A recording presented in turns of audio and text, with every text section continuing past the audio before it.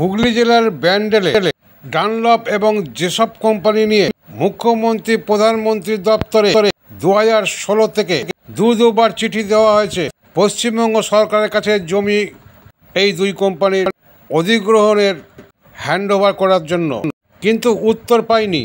মুখ্যমন্ত্রীর এই কথার পর হুগলির প্রার্থী তথা অভিনেত্রী রচনা ব্যানার্জি সাংবাদিক সম্মেলনে বলেন, দিদির কাছে আছি, আমি জিতে আসলে সবার জন্যই কাজ করব, দেখিয়ে দেব সংসদ হয়ে কাজ কিভাবে করতে হয়। শুনুন তিনি কি বললেন। আপনারা দেখছেন এখন চ্যানেল ইএনসি বাংলা থেকে, আমি ডাক্তার সঞ্জয় সেন।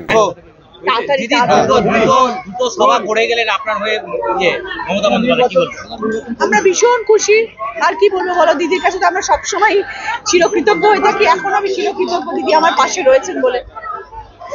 দিদি, একটা অন্য প্রসঙ্গ, সেটা হচ্ছে আজকে প্রথম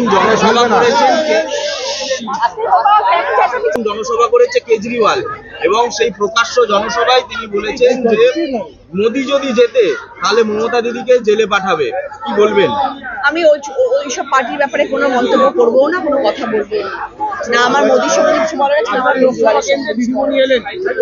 কি বলবেন বিষয়টি কিরকম দেখছেন? দিদি এসছে আমার এখানে, সেই বিষয় দিদি আসাটা, দিদি দিদি আমাদের কাছে এসছে, আমি দিদির কাছে চিরকৃতজ্ঞ, ভীষণ খুশি আমরা সবাই। আমরা হুগলি জেলা শত কোটি প্রণাম জানাচ্ছি, দিদি আমাদের পাশে এসে রয়েছেন। দিদি বলছি যে আজকে ডানলপ নিয়ে একটা বার্তা দিলেন দিদি, যে বললেন যে এটা বিজেপি অধিগ্রহণ করছে, কিন্তু লকেট চ্যাটার্জি নিজেই বলেছেন যে ডানলপ ইট বিক্রি করেছে তৃণমূল, চুরি করেছে, এটা তৃণমূলে নিয়ে। কি বলবেন? দেখো, আমি দিদির পক্ষে, দিদি যেটা বলবেন আমি সেটাই মানবো, সেটাই সত্য, আমার কাছে সেটাই সত্য, সেটাই সবকিছু। বিরোধী পক্ষ কি বলছে আমি সেটা নিয়ে কোনো মন্তব্য করতেই চাই না। মোদি যেভাবে বললেন যে রাজভবনে তিনি আর ঢুকবেন না, তাহলে কি রাজভবনে মহিলাদের নিরাপত্তা নিয়ে প্রশ্ন উঠছে? একদম নিশ্চয়ই 100%। দিদি তো বলেই গেলেন যে মেয়েরা নট সেফ, দিদিই তো বলছেন, দিদি নিজেই ঢুকতে চাইছেন না।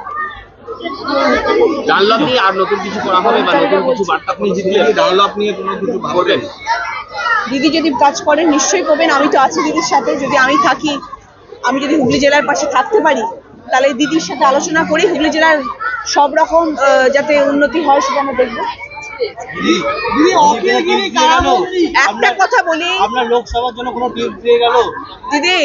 দিদি বললো তোমাকে, তুমি জিতছো, তুমি জিতবে, তুমি আছো, তুমি থাকবে। প্রিয় প্রার্থীকে বর্ণনা করলো গরম পাওয়া। আমি শুধু তোমাদেরকে একটাই কথা বলছি, আমি কাজ করতে এসেছি, বিশ্বাস করো। তোমরা আমার কাছে আসছো, তোমরা আমার সাথে কথা বলছো, এটা আমার পাওয়া।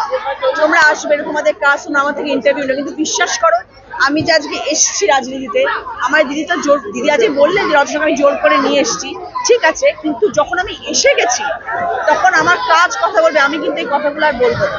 এরপরে 4 তারিখের পরে যদি ভগবানের দ্বারা সবকিছু ভালো হয়, হবে, আশা করি হবে, সবার কাছে সবার আশীর্বাদ আছে, আশা করি হবে, হলে আমার শুধু কাজ দেখবে, আর কিচ্ছু আমি তোমাদের সাথে কথা বলবো।